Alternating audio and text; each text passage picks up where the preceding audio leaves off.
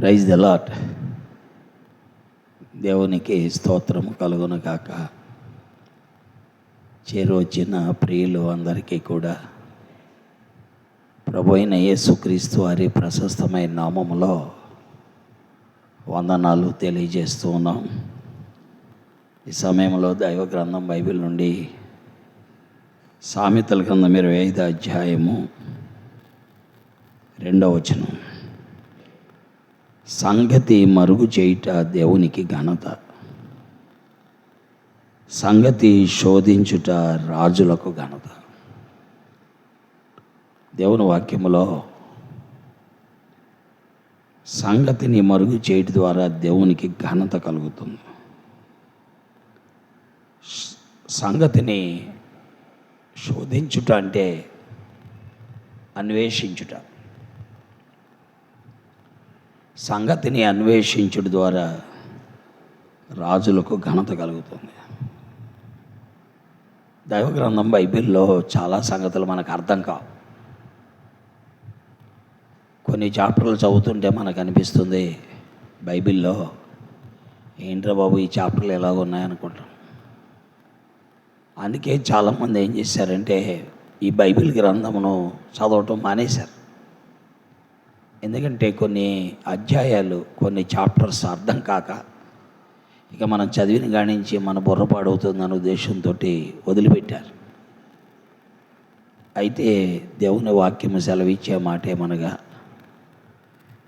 అది మనకు అర్థం కాకపోయినా మనం చదువుతూ పోతూ ఉంటే దేవుని యొక్క సొంత సమయంలో అది మనకు అర్థం చేయిస్తాడు. ఆయనకు అసాధ్యమైంది లేదు. ఈ రోజున మనకు అర్థం కాకపోవచ్చు, కాకపోతే చదువుకుంటూ వెళ్ళే కొలది మనకి ఏదో ఒక దినాన్న దాని భావము అర్థమవుతుంది. కాబట్టి దేవుని వాక్య ప్రకారము దైవ వాక్యమును అర్థం చేసుకున్నట్టు కొరకే మనం చదువుతూ పోవాలి.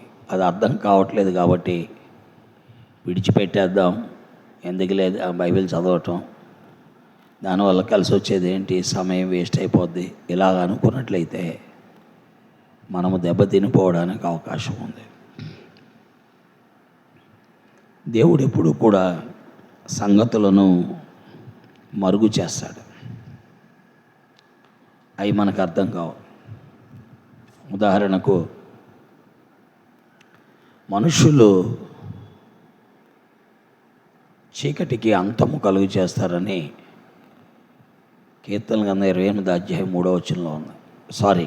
యోబు గ్రంథం 28 అధ్యాయం 3వ వచనంలో ఉంది. అంటే మనుషులు చీకటికి అంతము కలుగు చేస్తారనేది అర్థమవుద్దా? అందుకనే వాక్యములో చెప్పబడింది, సంగతిని మరుగు చేయుట దేవునికి ఘనత, సంగతులను శోధించుట రాజులకు ఘనత. అందుకే ఆ యోబు గ్రంథం 28 అధ్యాయం 3వ వచనాన్ని శోధించాడు. ఎవరంటే థామస్ ఆల్వా ఎడిసన్. ఈ థామస్ ఆల్వా ఎడిసన్ అనేటువంటి ఆయన దాన్ని శోధించడం ద్వారా మనుష్యులు చీకటికి అంతం కలుగు చేస్తారు అన్నాడు కదా, మానవుడు ఎలా కలుగు చేస్తాడు అనే దాని మీద అధ్యయనం చేసి ఎలక్ట్రిక్ బల్బు కనుక్కున్నాడు. చూసారా ఎంత గొప్పగా ఉందో. కాబట్టి సంగతి మరుగు చేయుట దేవునికి ఘనత, సంగతిని శోధించుట మానవునికి ఘనత. థామస్ ఆల్వా ఎడిసన్ అనేటువంటి గొప్ప శాస్త్రవేత్త,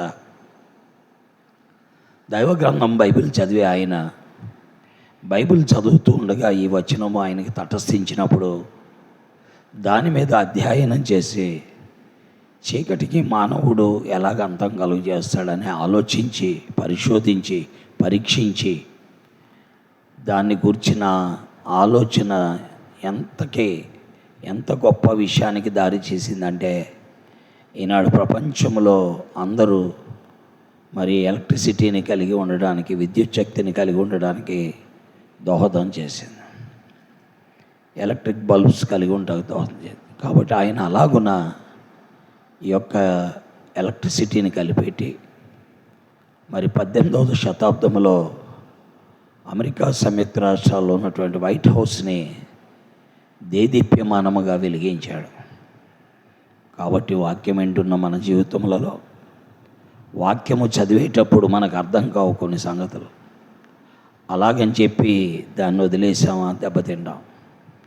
అందుకే వాక్యము చెప్తుంది 25వ అధ్యాయము 2వ వచనములో, సంగతిని మరుగు చేసి ఉంచుతాడు దేవుడు, దాన్ని మనము శోధించి కనుక్కోవాలని. అలా కనుక్కున్నప్పుడు ప్రియులారా, మరుగు చేయడం ద్వారా దేవునికి ఘనత, దాన్ని కనుగొనడం ద్వారా మానవునికి ఘనత. కాబట్టి ఈ రోజున చేరువచ్చిన మనము, ముఖ్యంగా యవనస్తులైన బిడ్డలు, అలాగే తల్లిదండ్రులైనటువంటి వారు బైబిల్ గ్రంథాన్ని ఖచ్చితంగా చదువుతూ ఉండాలి.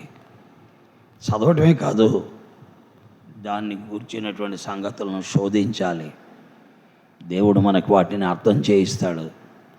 తద్వారా దేవునికి మహిమ కలుగుతుంది, మనకు కూడా మేలు క్షేమం కలుగుతుంది. ఈ విధంగా ప్రభువుని వెంబడిద్దాం, దైవ గ్రంథానికి విలువిద్దాం, దైవ గ్రంథమును పఠించుట యందు ఆనందిద్దాం, దైవ గ్రంథమును చదువుట యందు సంతోషిద్దాం. దేవుడి మాటలు దీవించి ఆశీర్వదించునుగాక. ఆమేన్. ప్రార్థిస్తాం. పరిశుద్ధుడైన తండ్రి, ప్రేమ కలిగిన మా ప్రభువా, నీ ఘనమైన ఉన్నతమైన నామం కొరకై మీకు వందనాలు. నీ కుమారుడు మా ప్రభువును రక్షకుడైన యేసుక్రీస్తు వారి అత్యున్నతమైన నామం పేరిట నీ సముఖములో చేరి రావడానికి మీరు ఇచ్చిన తరుణాన్ని బట్టి మీకు స్తోత్రాలు, వందనాలు చెల్లిస్తున్నాం. నీ పరిశుద్ధమైన వాక్యము కొరకే మీకు వందనాలు తండ్రి. సంగతిని మరుగు చేయటం మీకు ఘనత, సంగతిని శోధించుట మాకు ఘనత. కాబట్టి నీ వాక్యము మాకు అర్థము కాకపోయినా చదువుతూ మేము వెళ్ళే కొలది దాన్ని భావాన్ని మా గ్రహింపులోనికి తెచ్చి మాకు మేలు చేసే దేవుడు మీరే.